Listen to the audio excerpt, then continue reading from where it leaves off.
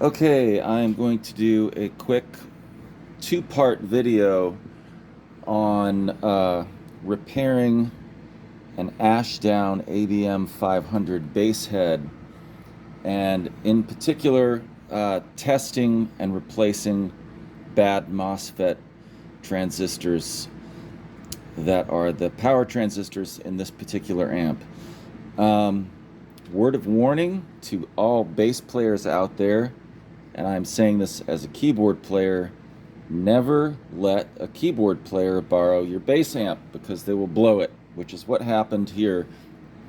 Sam from Trampoline Team, great band, was playing keyboards with Weather Warlock, and those pure low tones that a synth can generate, and especially with this amp that has a subharmonic generator. This is an awesome amplifier, but it can generate mega low bass, and if it is rocking solid, steady, and loud, these guys eventually say, they give you the middle finger and just short out.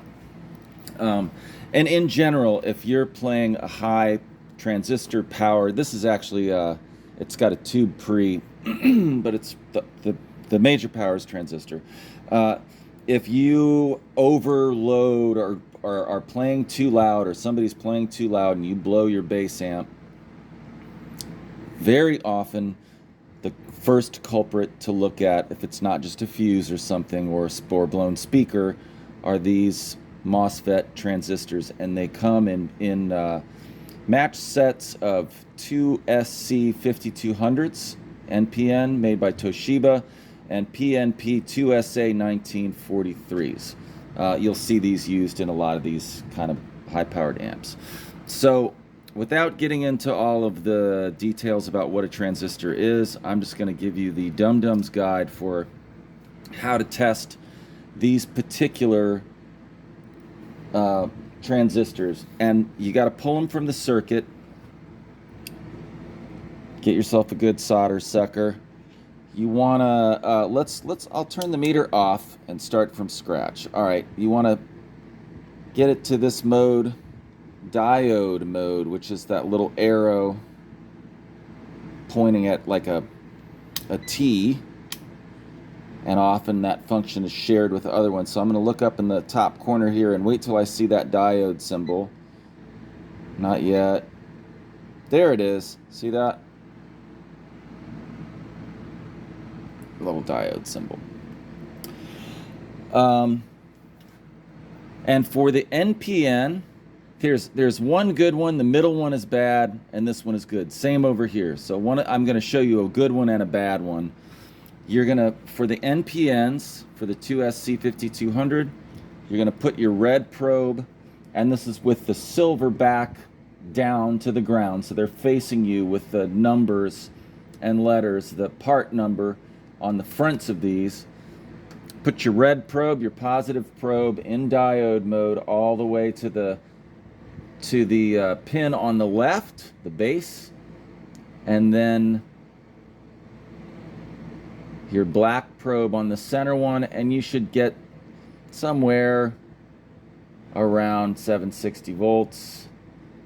Keep the red one on that far left pin, go all the way to the right, you should get the same, and you should get nothing when you go center collector to emitter, center to right pin, and when you flip them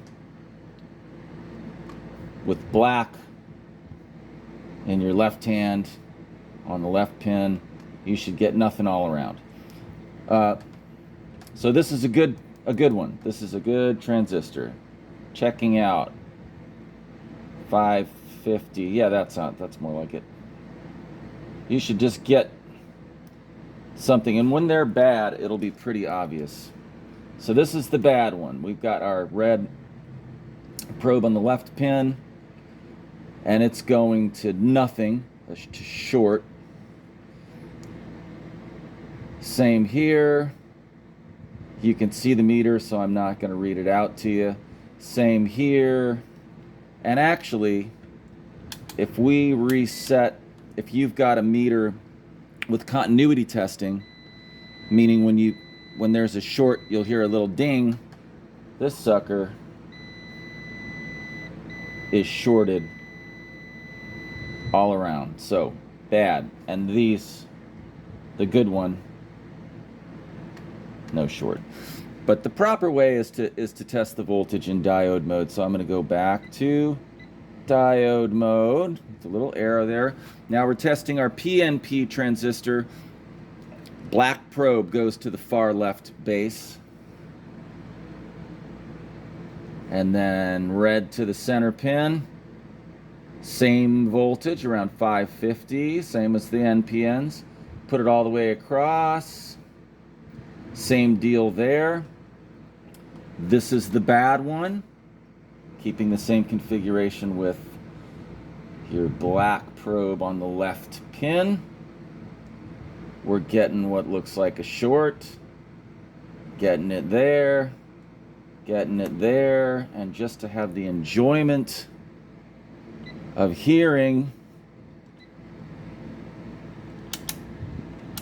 the buzzer tell you that it's bad, we'll put it in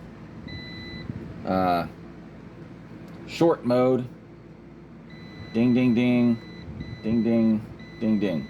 So bad. Gonna replace all of them just for fun. I had to pull them to test them, and they're like $4 each. So I'm just gonna replace them all. And there's a couple of other Mosfets in there, and I'm gonna replace those as well, and eventually sell this, because I'm sick of that happening with keyboard players blowing it up, including myself. All right, stay tuned for part 2 when I put all of these new transistors in there and the amp comes back to life. All right, bye-bye.